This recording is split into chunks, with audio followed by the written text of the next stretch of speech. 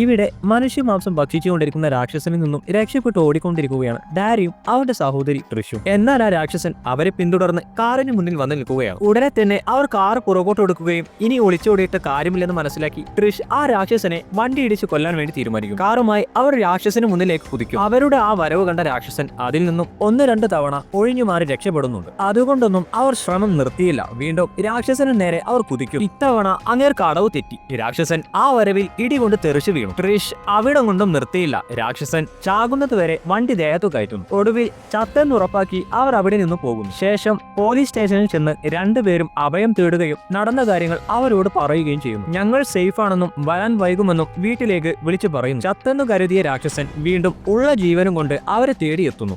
ആകെ അവശനായിട്ടുണ്ട്. ജീവൻ നിലനിർത്തണമെങ്കിൽ ആരുടെയെങ്കിലും മാംസം ഭക്ഷിച്ചേ മതിയാവും. സംസാരിച്ചു കൊണ്ടിരിക്കവേ പെട്ടെന്ന് കരണ്ട് പോകും. കരണ്ട് പോയതിനാൽ സെല്ലിനകത്തുള്ള പ്രിസണർ സേഫ് ആണോ എന്ന് നോക്കാൻ ഒരു പോലീസുകാരൻ അവിടേക്ക് പോകും. അവിടെ വെച്ച് അയാൾ ഞെട്ടിക്കുന്ന കാഴ്ച കാണുന്നു. ഒരു വിചിത്രമായ ജീവി അതിനകത്തുള്ള പ്രിസണറെ ഭക്ഷിച്ചു കൊണ്ടിരിക്കും. പേടിച്ചു പോയ പോലീസുകാരൻ അതിന് ഫയർ ചെയ്യുകയാണ്. അതോടെ അയാളുടെ കാര്യത്തിൽ തീരുമാനമായി. ആ രാക്ഷസൻ ഇവിടെയും എത്തിയിട്ടുണ്ടെന്ന് എല്ലാവരും അറിയുന്നു. മുഴുവൻ പോലീസ് സ്ക്വാഡും രാക്ഷസനെ നേരിടാൻ സജ്ജമാവുകയാണ്. ഈ സമയം കൊണ്ട് ഡാരിയും സഹോദരിയും മുകളിലേക്ക് ഓടിക്കയറും. രാക്ഷസനെ നേരിടാൻ ഒരു പോലീസുകാരനെ മുന്നിലേക്ക് പറഞ്ഞുവിടും. അയാളുടെ ശ്രദ്ധ തെറ്റിയപ്പോഴേക്കും രാക്ഷസൻ അയാളെ കൊല്ലുകയും അയാളുടെ ഹൃദയം പറിച്ചു കൊണ്ടുപോവുകയും ചെയ്യും. ഇത് കണ്ടോട്ടു നിന്ന ബാക്കിയുള്ള പോലീസുകാർ മുകളിലേക്ക് ചന്നം ഭിന്നം ഫയർ ചെയ്യും. അപ്പോഴേക്കും രാക്ഷസൻ ഡാരിയെയും സഹോദരിയെയും തേടി പോയിട്ടുണ്ട്. അയാളെ കണ്ടപാടെ അവർ രണ്ടുപേരും മുകളിലേക്ക് തന്നെ ഓടുന്നു. പിന്നാലെ രാക്ഷസനും. ഒടുവിൽ അവരെ രണ്ടുപേരെയും രാക്ഷസൻ പിടികൂടുകയും അതിൽ നിന്നും അവന്റെ സഹോദരിയെ രാക്ഷസൻ ഒഴിവാക്കുകയും അവനെ മാത്രം പിടികൂടുകയും ചെയ്തു. മുഴുവൻ പോലീസുകാരും മുകളിലെത്തി. എന്നാലും രാക്ഷസൻ